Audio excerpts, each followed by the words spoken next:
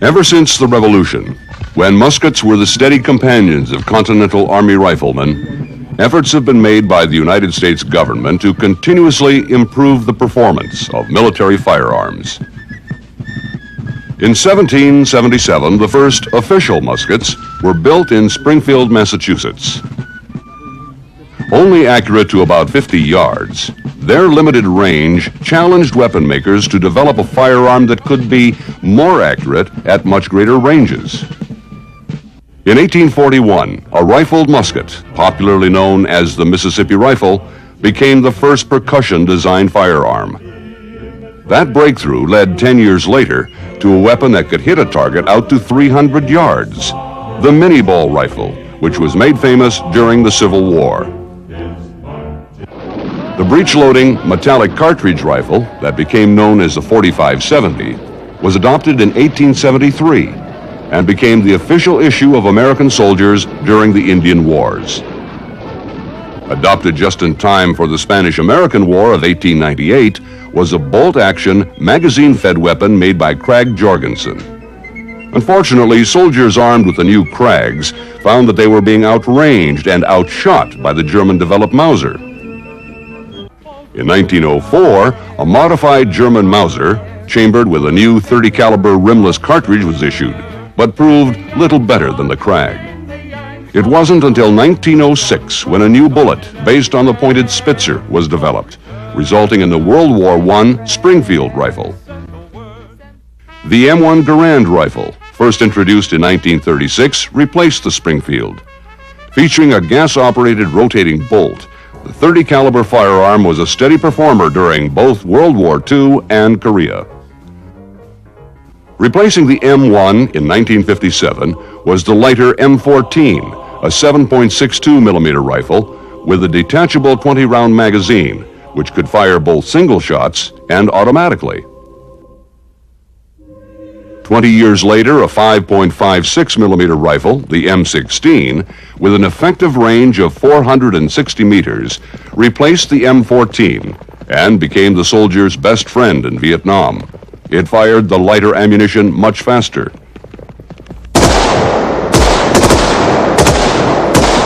In its second improvement, the M16A2 now has an effective range of 550 meters, making it one of the world's most effective combat rifles.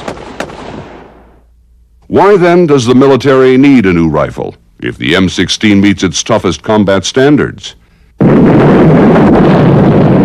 Because riflemen will need a weapon with significantly higher hit probability on the projected highly lethal battlefield of the 21st century. Rifle effectiveness in combat is poor because targets are hard to find, aim at, and hit, especially when the shooter is exposed to life-threatening conditions. Thus, one way to significantly improve marksmanship is to improve the rifle. So, new evolutionary technologies must be examined today to meet tomorrow's needs. Under static test conditions, the M16 can hit a target the size of a kneeling man 100% of the time to ranges beyond 300 meters. Even at 700 meters, the probability of hit per trigger pull is greater than 60%. Even in an unstressed environment, when the M16 is placed in the hands of a shooter, its performance drops considerably beyond 100 meters. In the Army Standard Record Fire Course, the probability of hitting targets at 300 meters is less than 70%.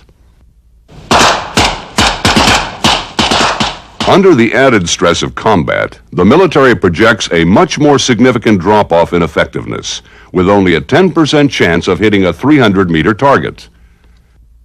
To meet this challenge, the Defense Department has begun an intensive search for a weapon technology that will at least double the effectiveness of the rifleman in combat. The Army, acting as the lead agency in the Defense Department's Joint Service Small Arms Program, has contracted with 4 of the world's leading weapon designers to explore new technologies. One way to increase hit probability is to fire more than one projectile per trigger pull. If the dispersion of these projectiles can be controlled to compensate for aiming error, the probability of at least one hit will be significantly increased. All four advanced combat rifle concepts incorporate multiple launch systems. The prototypes were developed by AAI Corporation of Hunt Valley, Maryland, Colt Industries of Hartford, Connecticut, Heckler & Koch of West Germany, and Steyr-Mannlicher of Austria. AAI's prototype fires 3 distinct rounds in a high-rate salvo burst. The 3 rounds, fired at a rate of 1,800 rounds per minute, are perceived by the shooter as 1 round. The weapon will also fire 1 round per trigger pull in a semi-automatic mode. The magazine holds 30 rounds. The long profile of the weapon aids the shooter in the quick or point-fire situation. The iron sights can be replaced with an optic sight for longer-range engagements. The AAI weapon fires a 10.2 grain steel dart called a flechette. These fin-stabilized projectiles are fired at a muzzle velocity of 4,600 feet per second. The projectile's low drag and high velocity produce an extremely flat trajectory.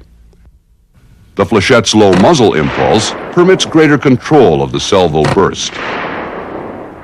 Flechettes have proven to be effective against hard targets and body armor, and have shown to deform and bend in soft targets, making them as lethal as bullets. The Colt weapon has evolved from the M16A2 design. It incorporates a muzzle brake compensator to reduce and control muzzle climb, and an oil spring buffer to reduce perceived recoil from moving parts. Human engineering designs have resulted in a weapon with a sight rib for point fire and an adjustable buttstock to better fit the shooter. Like the M16, the magazine capacity is 30 rounds. This weapon can also be fitted with either iron or optic sights.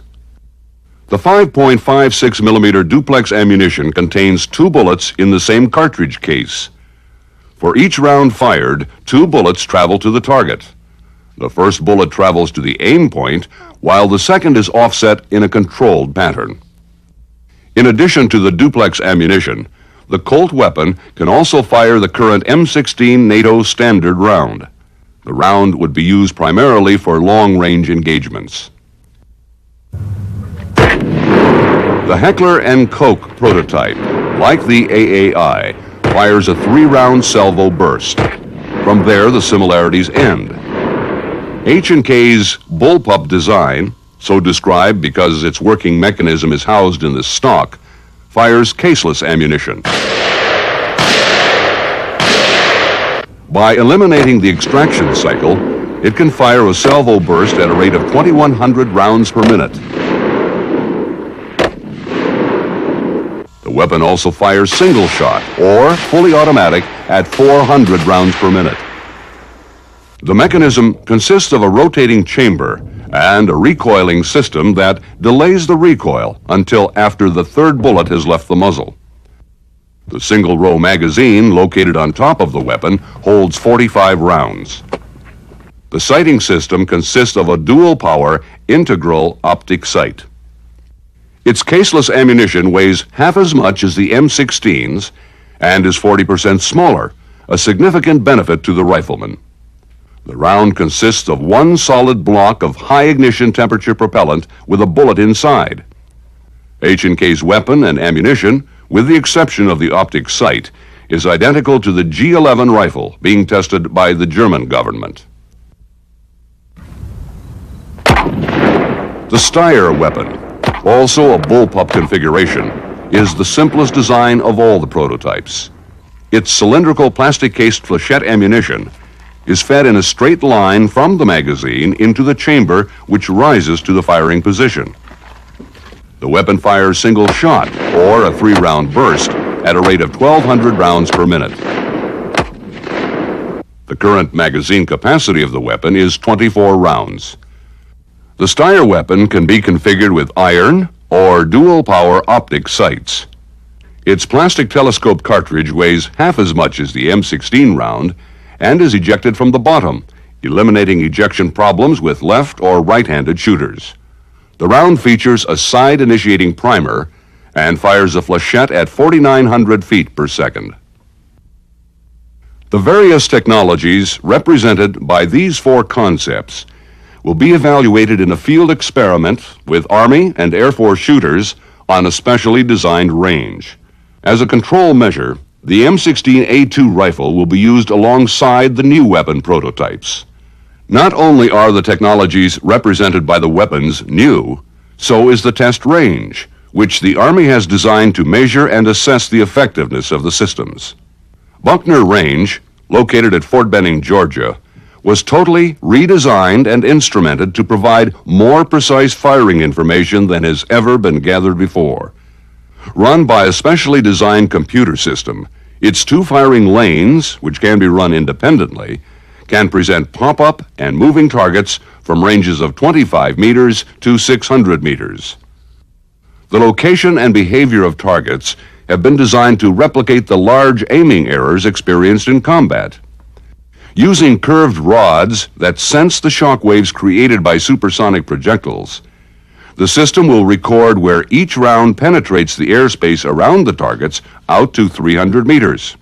Thus, the system will be able to measure both hits and misses, providing valuable information to the Defense Department in assessing the effectiveness of the prototypes. Exposure times for these pop-up targets will vary from as little as 1.5 seconds to as long as 10 seconds at longer ranges. Moving targets are located at ranges of 75, 150, and 225 meters. Selected moving targets are also covered by a series of curved rod sensors to maintain the airspace penetration window around the entire 60-foot length of travel. Moving targets are exposed for 3 or 5 seconds. Their two operating speeds of 6 and 12 feet per second simulate walking and running targets. The computers will control the behavior of the targets in the test. Rapidly appearing multiple stationary and moving targets will challenge the firers. The system will track every event: when the target is raised, when the round leaves the muzzle, and the time and location of the projectile when it passes through the target area. As the shooter fires, the round penetrates the target or the airspace around it. One computer accurately records where each round goes. A second computer controls the target presentation and data collection and tracks the operational status of each target. This computer also keeps a running total of hits and misses.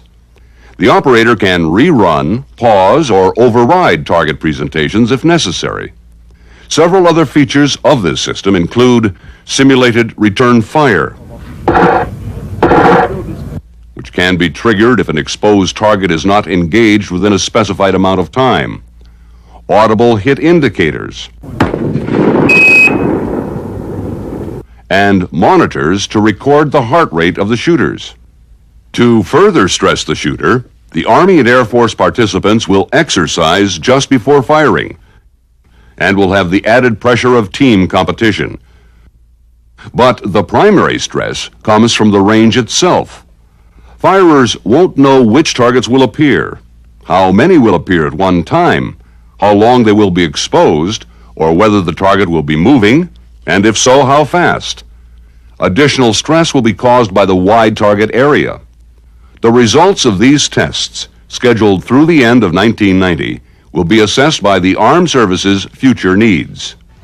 If these technologies get the go-ahead, U.S. servicemen could have a new combat rifle in their hands by 1996.